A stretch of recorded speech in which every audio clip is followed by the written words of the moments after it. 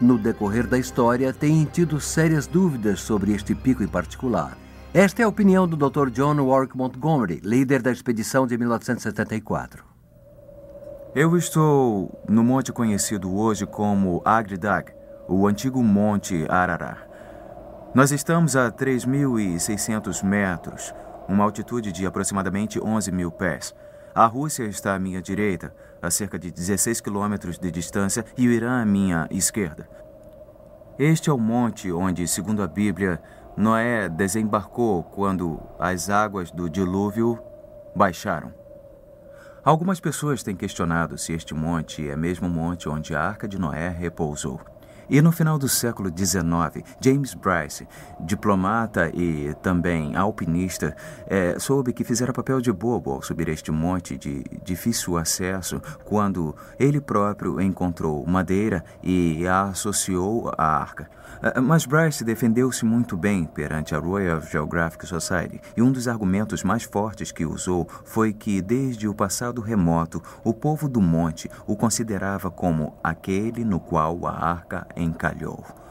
Este povo, conhecido como curdo, vive aqui há séculos e até bem pouco tempo eles não subiam ao topo do monte, pois estavam convencidos de que o pico era protegido por Jinn, espíritos do monte, e estes espíritos do monte estavam ali porque protegiam o local no qual a arca havia encalhado. Continuamos a subir, esperando alcançar uma altitude de 4.267 metros, onde há muitos anos Navarra encontrou fragmentos de uma madeira antiga talhada à mão. Logo estávamos na calota glacial, cruzando várias vezes os muitos picos. Ao atravessarmos o cume de 4.419 metros, podíamos ver a geleira Parrot diante de nós. Examinar o interior da fissura foi extremamente difícil e muito perigoso. Mas este é o local exato onde os fragmentos de madeira foram achados anteriormente. Por fim, chegamos à caverna de gelo onde Navarra fez sua descoberta em 1955. Mas, para nosso profundo desapontamento, a água quase congelada nos impediu de descer a maiores profundidades. Após viajarmos milhares e milhares de quilômetros e esperarmos nossa autorização por vários dias, fomos forçados a desistir de nossas tentativas. Nossas autorizações haviam expirado e outros compromissos de filmagem precisavam ser cumpridos. Os que têm participado da busca à arca acostumaram-se a várias e várias decepções. Contudo, nossa maior frustração ao produzir este filme foi a ausência de qualquer depoimento em primeira mão, especialmente de uma testemunha ocular viva. Desejávamos, sinceramente, algo que tivesse importância na argumentação pela veracidade da história.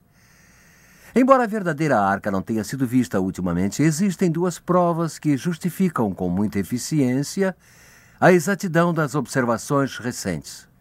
Em 1972, o satélite de recursos terrestres fotografou o Monte Ararat de uma altitude de 917 quilômetros.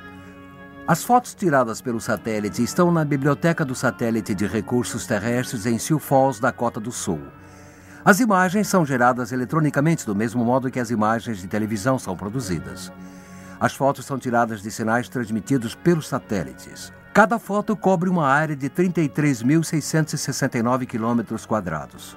Mesmo assim, objetos do tamanho de 30 por 30 metros têm sido identificados. Estradas, por exemplo, aparecem como uma linha luminosa sem definição de detalhes. Aqui na foto do satélite estão os dois picos do Monte Ararat, o grande e o pequeno. Esta área estreita e escura no Grande Ararat é uma fenda muito profunda, chamada de Garganta Ahora. Nesta garganta há uma formação retangular que é comprida e estreita. Estudos meticulosos mostram que esta é uma saliência de 304 metros de comprimento. Nesta saliência há uma formação de cor clara de aproximadamente 182 metros de extensão. Isto pode ser apenas parte da rocha ou poderia ser a Arca de Noé. No filme original, isto é muito sutil, mas quando os sinais são analisados por computador, que veem mais do que o olho humano, este objeto luminoso parece completamente diferente de outras substâncias no monte.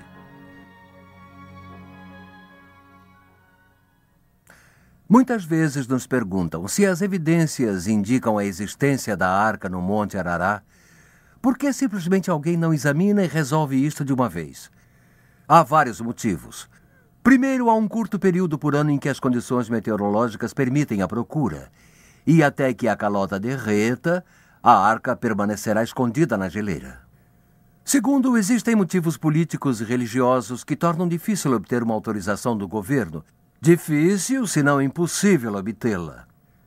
Pequenas expedições como a nossa são autorizadas de tempos em tempos.